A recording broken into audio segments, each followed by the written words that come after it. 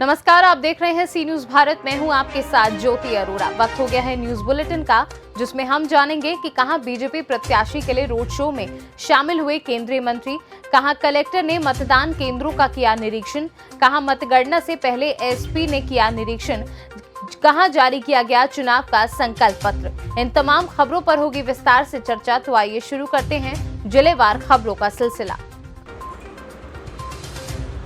रविवार को भाजपा प्रत्याशियों को नगर पालिका परिषद के चुनाव में जीत दिलाने के लिए केंद्र सरकार के खाद्य प्रसंस्करण उद्योग एवं जल शक्ति मंत्री प्रहलाद सिंह पटेल ने जिला अध्यक्ष एड प्रीतम सिंह बेयर, हाउसिंग लॉजिस्टिक कॉरपोरेशन अध्यक्ष राहुल सिंह, हटा विधायक पीएल टुंटवाई, जेबरा विधायक धर्मेंद्र सिंह, पूर्व जिला अध्यक्ष नरेंद्र व्यास, बिहारी लाल गौतम, विद्यासागर पांडे, पिछड़ा वर्ग मोर्चा के महामंत्री संजय राय, बुद्धिजीवी प्रकोष्ठ प्रदेश सह संयोजक श्याम शिवहरी के साथ पार्टी के जिला पदाधिकारियों, मंडल अध्यक्षों, मोर्चा अध्यक्ष और पदाधिकारियों सहित सैकड़ों ज्येष्ठ श्रेष्ठ कार्यकर्ताओं की उपस्थिति में विशाल रोड शो का शुभारंभ धर्मपुरा वार्ड से किया गया, जो नगर के बड़ापुर, मस्जिद चौराहा, यशवंत चौक, महाकाली चौराहा, बड़ापुर, दगट चौराहा, पालंदी चौराहा, घंटाघर, राय चौराहा, स्टेशन चौराहा, बस स्टैंड, बैंक चौराहा होते हुए भाजपा कार्यालय तक पहुंचा, जहां औपचारिक समापन कर दिया गया। रोड शो में पार्टी के सभी प्रत्याशियों और वरिष्ठजनों का जगह जगह स्वागत किया गया। इस दौरान केंद्रीय मंत्री पटेल ने नगरीय विकास निकाय में भाजपा के प्रत्याशियों को जुटाने से सभी की अपील की।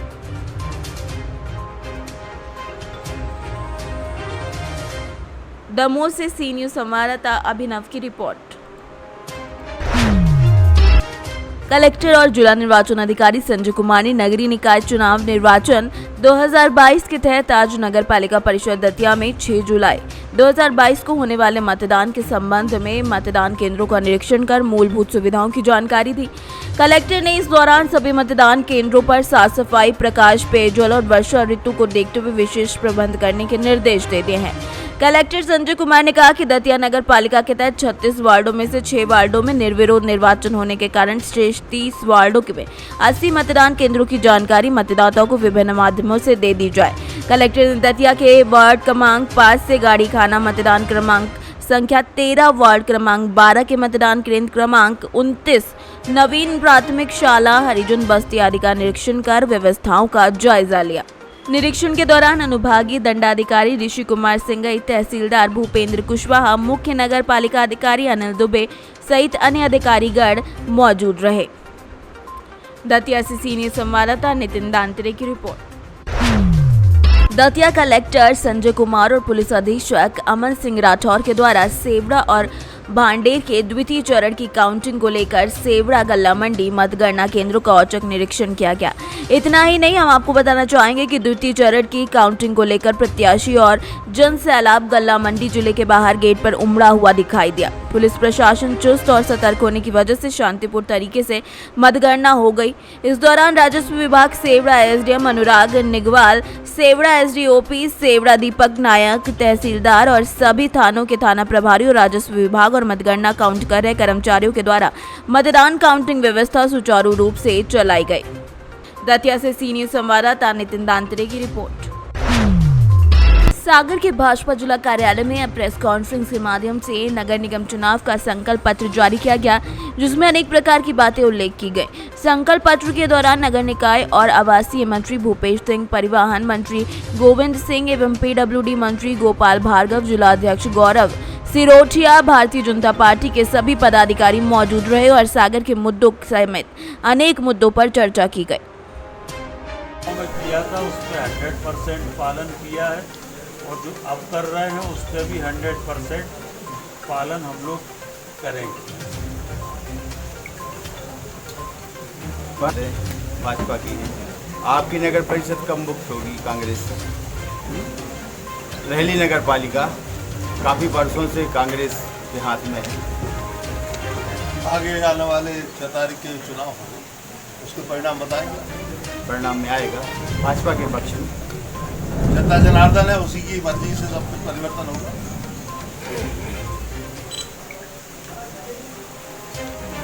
प्रत्याशी नहीं दिख रहे। सागर के शहर के अंदर आवागमन को सुगम बनाने के लिए लोक निर्माण विभाग ने भारत सरकार के सहयोग से, जो भारत सरकार का भूतल परिवहन विभाग है, जिसके हमारे केंद्रीय मंत्री वरिष्ठ नेता नितिन गडकरी जी हैं, उन्होंने सागर के लिए 2 फ्लाईओवर की स्वीकृति दी है ताकि शहर के अंदर आयात सुगम हो और शहर के अंदर फ्लाईओवर के माध्यम से एक तरफ हमारे जो वर्तमान में रास्ते हैं वो प्रचलन में है ही, लेकिन बाहर जाने वाले रास्तों के लिए क्योंकि मुझे जितना वक्त लगता है मसूरिया तक आने में, उतना वक्त लग जाता है मुझे इस ट्रिप पे आने में उससे ज़्यादा। इसी बात को दृष्टिगत रखते हुए हमारी मध्य प्रदेश सरकार ने जो प्रस्ताव भेजे, केंद्र सरकार ने स्वीकृत कर लिया, DPR तैयार हो रही है और आपके लिए 2 वर्षों के अंदर सागर के अंदर फ्लाईओवर आपको तैयार मिलेंगे। रूट कहाँ से कहाँ तक का बन रहा है, क्या रूट है उसका? रूट का हमारा PWD डिपार्टमेंट आपको बता सकता है। कितने किलोमीटर का? प्रत्येक फ्लाईओवर की कीमत कम से कम, मतलब जो हमारी DPR है उसके अंदर 50 करोड़। सागर से सीनियर संवाददाता चंद्रेश की रिपोर्ट। बड़ी खबर बदायूं से है, जहां पर स्कूल से लौट रही छात्राओं को मनचलों ने छेड़ दिया, जिसके बाद सड़क पर खड़े राहगीरों ने और भीड़ ने सरेआम उनको धुन भी दिया। भीड़ ने मनचलों को पुलिस के सामने जमकर पीटा। छेड़छाड़ के 2 आरोपी मौका पाकर फरार हो गए तो 2 को पुलिस ने गिरफ्तार भी कर लिया।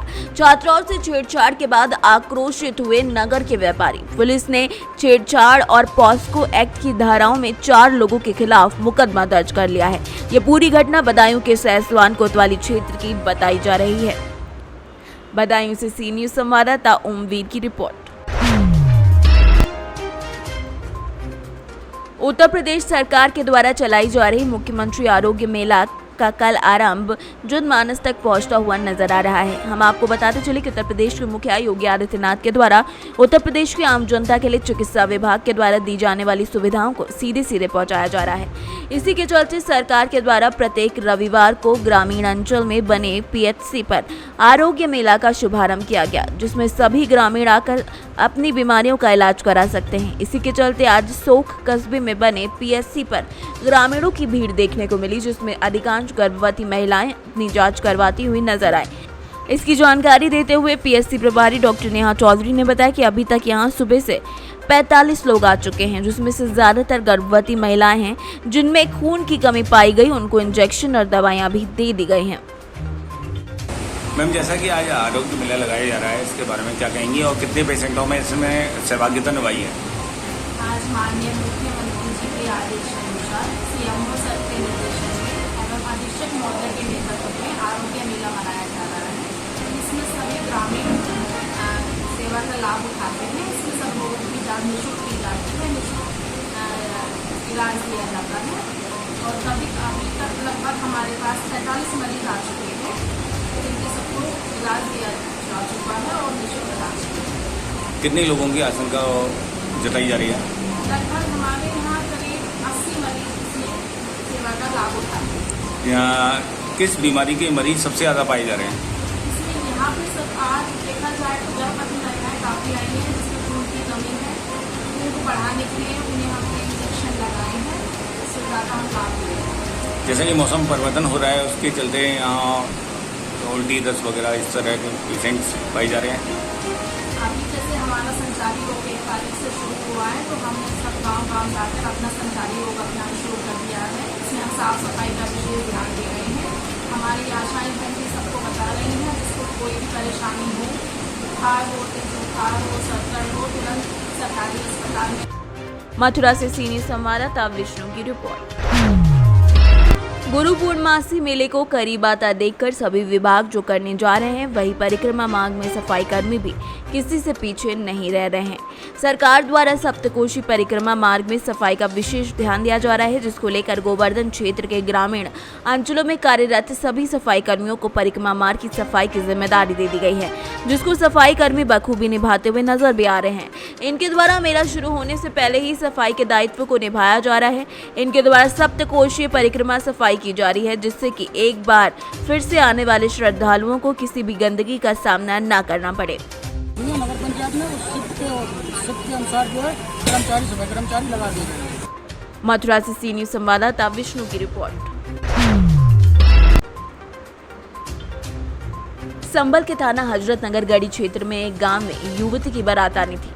घर में शादी की तैयारियां चल रही थी, लेकिन तभी महज 5 दिन पहले एक गांव का ही युवक उससे भगाकर अपने साथ ले गया, जिससे कि परिवार में शादी की खुशियां गम में तब्दील हो गईं। युवती के परिजनों ने बताया कि हमने अपनी बेटी का रिश्ता दूसरे गांव में तय कर दिया था। दिन और तारीख भी मुकर हो गई थी, लेकिन गांव का ही एक युवक हमारी बेटी को बहला फुसला कर घर से भगा कर लेकर चला गया है। साथ ही साथ घर में रखे शादी खर्च के लिए रुपए और कुछ आभूषण भी अपने साथ ले गया है। परिजनों ने बताया कि थाने में हमने तहरीर दे दी है, लेकिन फिर भी बेटी का अभी तक कोई सुराग नहीं लगा है। युवती के परिजनों ने बताया कि हमें लगातार समझौता करने पर डराया धमकाया भी जा रहा है। कहाँ के रहने वाले? अच्छा, अभी क्या मामला हुआ था? ये साहब, मेरी लड़की की शादी होने वाली थी जी। 19 तारीख को मना था, 20 तारीख को बारात आने वाली थी। बेला फुसला के ले गया। अच्छा, चीज ले गया। कौन ले गया बेला फुसला कर? जो नूरे आलम है, नहीं आ रहे। अच्छा, थाना कौन सा लगता है आपका? थाना हजरत नगर गढ़ी लगता है साहब। कितने दिन हो गए लड़की को भागे हुए? आज 5 महीने। पुलिस में आपने कंप्लेंट करी? कंप्लेंट करी साहब। पुलिस वालों ने क्या क्या दिया? आ रहे हैं, पुलिस वाले भी बहुत मदद कर रहे हैं। अच्छा, लेकिन हाथ नहीं आ रहे। अभी लड़की मिली है या नहीं मिली है? नहीं मिली है। लड़की का क्या नाम है? राइन नाम है। और भगाने वाले का? भगाने वाले का नूरे आलम नाम है साहब। नूरे, ये कहाँ का रहने वाले हैं? ये यहीं का रहने वाला है। ये भी थाना हजरत नगर गढ़ी के रहने वाले? गाँव हजरत नगर गढ़ी। संभल से सी न्यूज संवाददाता जगतपाल सिंह की रिपोर्ट। भीम आर्मी कार्यकर्ताओं ने कोतवाल को ज्ञापन सौंपा, जिसमें जिला संयोजक संभल सुधीर कुमार सागर के नेतृत्व में भीम आर्मी पाठशाला प्रभारी विजय कुमार गौतम आज अपने सैकड़ों कार्यकर्ताओं को साथ लेकर जिलाधिकारी कार्यालय बहजोई पहुंचे। जिलाधिकारी से न मिलने पर उन्होंने अपना ज्ञापन कोतवाल बहजोई को सौंप कर दे दिया। जिला प्रभारी विजय कुमार गौतम ने कहा कि राजस्थान में कांग्रेस सरकार कोरोना महामारी काल में CHA के 28,000 कर्मचारियों को हटाना चाहती है। उनकी समस्याओं को लेकर भीम आर्मी प्रमुख चंद्रशेखर आजाद धरने में सम्मिलित होने जा रहे थे कि 12 बजे होटल से उन्हें पुलिस ने गिरफ्तार कर जेल भेज दिया है। प्रभारी विजय कुमार गौतम ने कहा कि हमारे ज्ञापन को महामहिम राष्ट्रपति तक पहुंचाया जाए और भीम आर्मी प्रमुख को रिहा किया जाए, साथ ही CHA कर्मचारियों को नियुक्त किया जाए। ज्ञापन में उधम सिंह, वीर सिंह, संजय कुमार यादव, राम रीस, प्रियंका सागर समेत कई लोगों की मांगे मौजूद हैं।